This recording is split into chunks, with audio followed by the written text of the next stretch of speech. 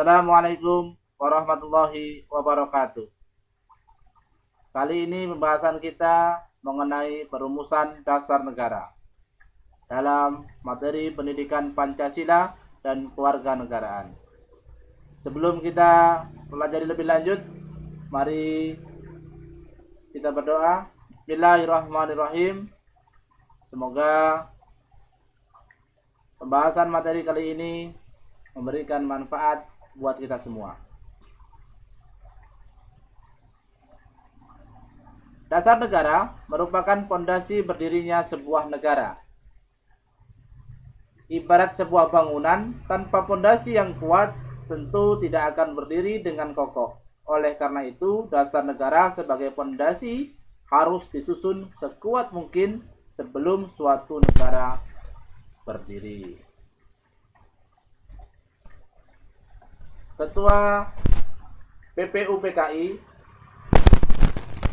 Dr. Kanjeng Raden Tumenggung Rajiman Widyodiningrat pada pidato awal sidang pertama menyatakan bahwa untuk mendirikan Indonesia merdeka diperlukan suatu dasar negara. Untuk menjawab permintaan Ketua PPUPKI tersebut, beberapa tokoh pendiri negara mengusulkan rumusan dasar negara. Rumusan yang memiliki satu perbedaan dengan yang lain, namun rumusan tersebut memiliki persamaan dari segi materi dan semangat yang menjiwainya. Usulan dasar tersebut yang disampaikan dalam sidang pertama PPUPKI tanggal 29 Mei 1945 secara berurutan dikemukakan oleh 1. Mr. Profesor Muhammad Yamin, 2. Mr. Supomo, dan 3. Insinyur Soekarno.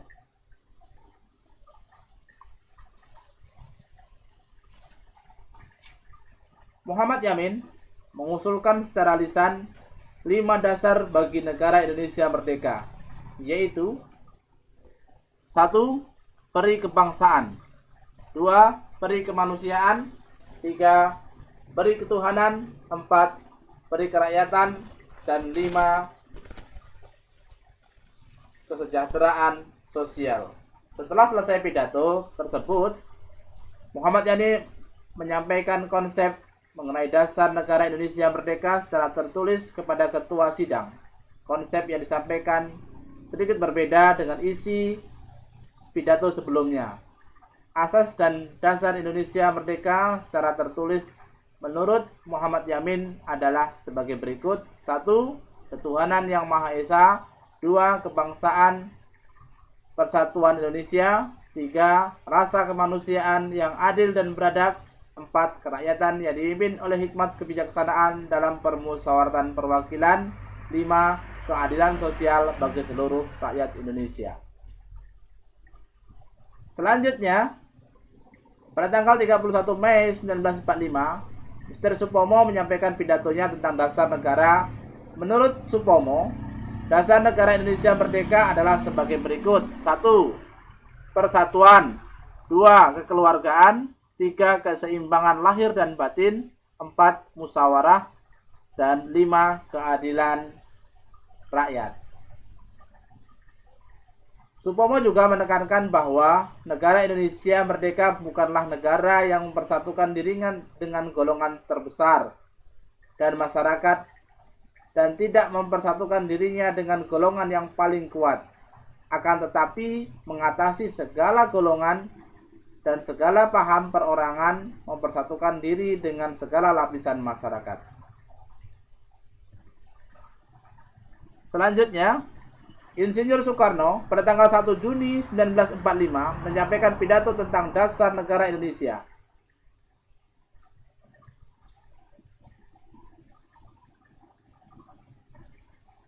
Adapun usulan Insinyur Soekarno: 1. Kebangsaan Indonesia. 2. Internasionalisme atau peri kemanusiaan. 3. Mufakat atau demokrasi. 4. Kesejahteraan sosial. Dan 5. Ketuhanan yang berkebudayaan.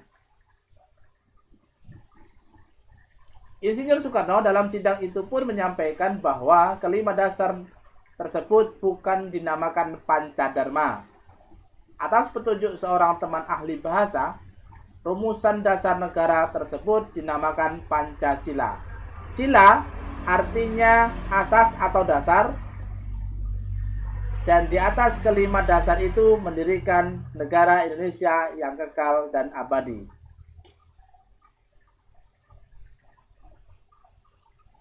Sehingga dinamakan Pancasila.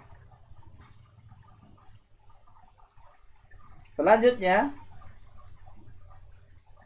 pada akhir sidang pertama,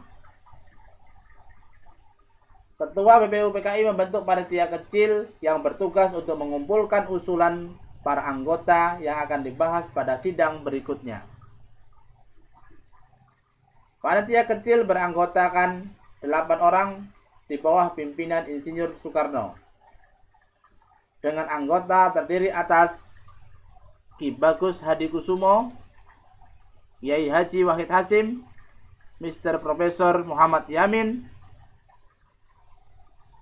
Sutarjo Kartohadini Kusumo, H.A. Maramis, Otto Iskandar Dinata, dan Dr. Andes Muhammad Hatta.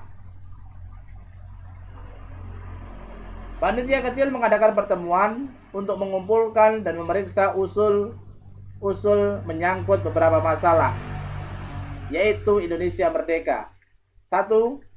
Golongan usul yang meminta Indonesia merdeka selekas-lekasnya. 2. Golongan usul yang mengenai dasar negara.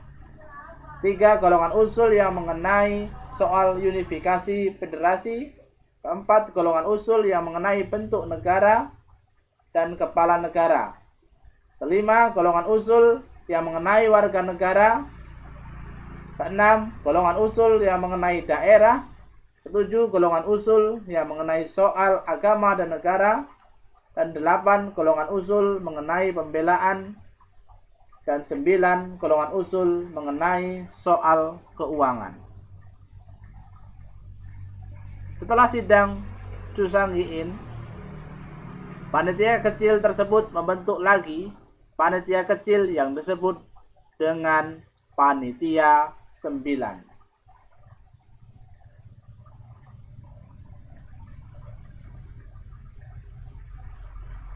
Panitia 9 diketahui oleh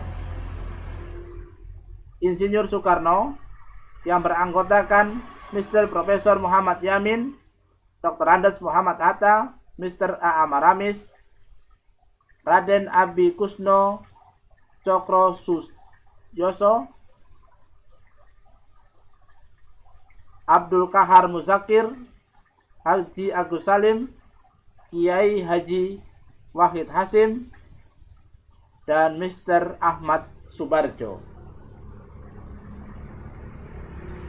Panitia 9 mengadakan rapat di rumah Insinyur Soekarno di Jalan Pegangsaan Timur nomor 56 Jakarta, dan pada tanggal 22 Juni 1945 Panitia 9 telah mencapai satu persetujuan atau kesepakatan tentang rancangan pembukaan hukum dasar, Undang-Undang Dasar. Rancangan pembukaan tersebut dinamakan Mukadimah oleh Insinyur Soekarno dan dinamakan Piagam Jakarta oleh Mr.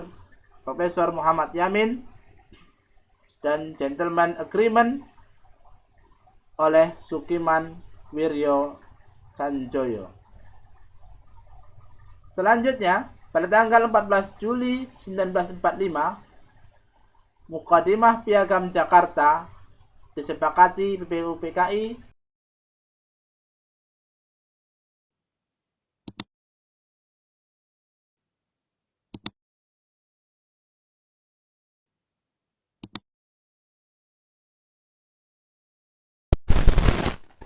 Baiklah, kita lanjutkan kembali pembahasan kita.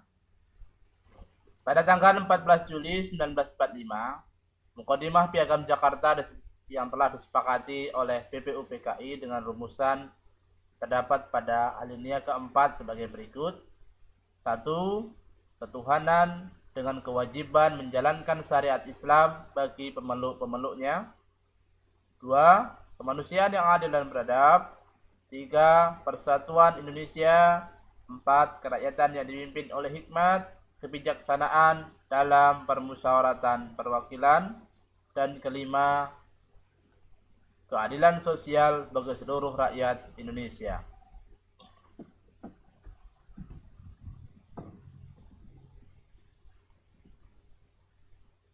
Selanjutnya pada sidang PPKI tanggal 18 Agustus 1945, rumusan dasar negara mengalami perubahan. Rumusan yang diubah adalah sila pertama yang semula berbunyi ketuhanan dengan kewajiban menjalankan syariat Islam bagi pemeluk-pemeluknya diubah menjadi ketuhanan yang Maha Esa.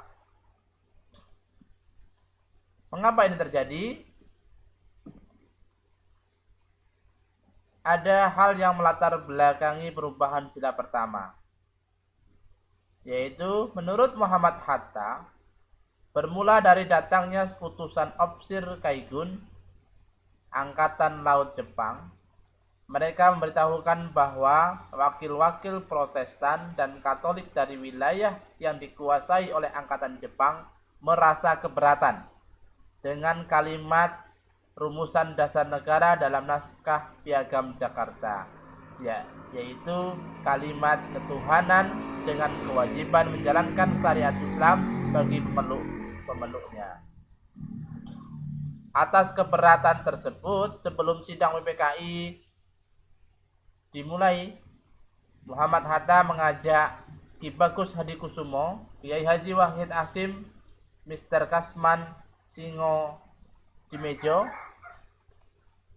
dan Mr. Tengku Muhammad Hasan mengadakan rapat pendahuluan supaya tidak terpecah sebagai bangsa. Tokoh pendiri bangsa bermufakat menggantinya dengan rumusan ketuhanan yang Maha Esa.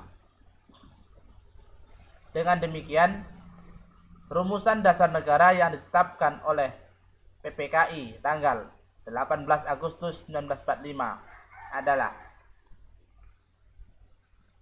1. Ketuhanan yang Maha Esa. 2. Kemanusiaan yang adil dan beradab. 3. Persatuan Indonesia. 4. Kerakyatan yang dipimpin oleh hikmat, kebijaksanaan dalam permusyawaratan perwakilan. Dan 5. Keadilan sosial bagi seluruh rakyat Indonesia. Oke, terima kasih atas perhatiannya. Wassalamualaikum warahmatullahi wabarakatuh.